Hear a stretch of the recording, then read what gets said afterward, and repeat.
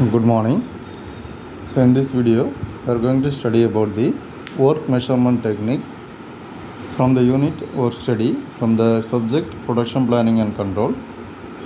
So it is presented by myself.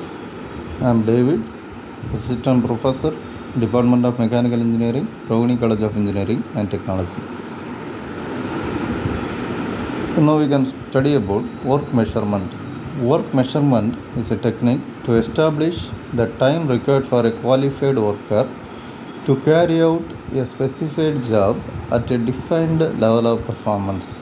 So how much time a worker is taking for completing a particular activity is called work measurement.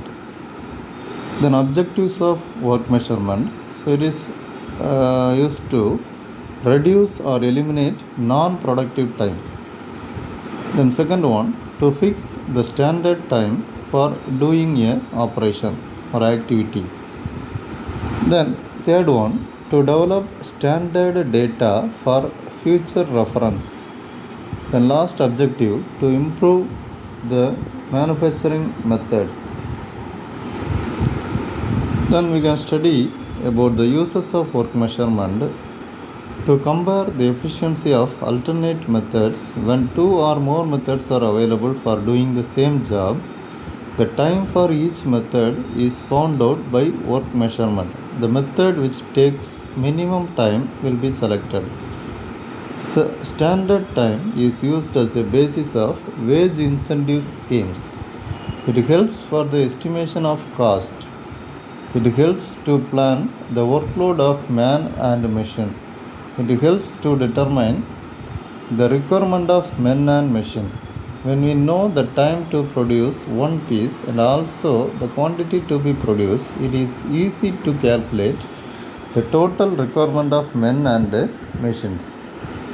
Then, techniques of work measurement. So, to find out the time required to complete an activity, there are different techniques are available. First one, stopwatch time study, then production study, work sampling or ratio delay study, then synthesis from standard data, then analytical estimating, then predetermined motion time systems. Now we can study about a particular technique that is mostly they are using in industry, that is stopwatch time study. So for that time study there are some procedure that we can study now. First one, selecting the job for time study, then recording the specifications, then breaking operation into elements, examining each element, measuring using stopwatch, assessing the rating factor, this is the efficiency of the worker, then calculating the basic time, then determine the allowances, then compiling the standard time. So second step is divide the activity into number of elements. So the type of elements are repetitive element. There are some types are available. First type is repetitive element. So it is an element which occurs in every work cycle of the job. So again and again we will do this activity. That is, so it is called repetitive element.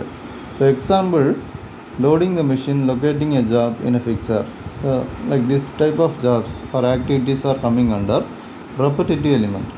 Then second one, constant element. It is an element for which the basic time remains constant whenever it is performed. So switching on the machine, switch off the machines. So these are the constant elements. So always the time required to do this type of activity is constant. So it is called constant element. Then variable element. It is an element for which the basic time varies depending upon the characteristics of the product. As example, saving a log of wood time changes with the diameter or the work. Then occasional element. So this element, this type of activity will not come all the work cycle. So occasionally this type of elements or activities will be come. So maybe example, So breaking the if sharp the tool, sharpening the tool, then for change the faulty material, like that. These are some example of that occasional element. Then foreign element, it is an element which is not a part of the job. So example, cleaning a job that is to be machined.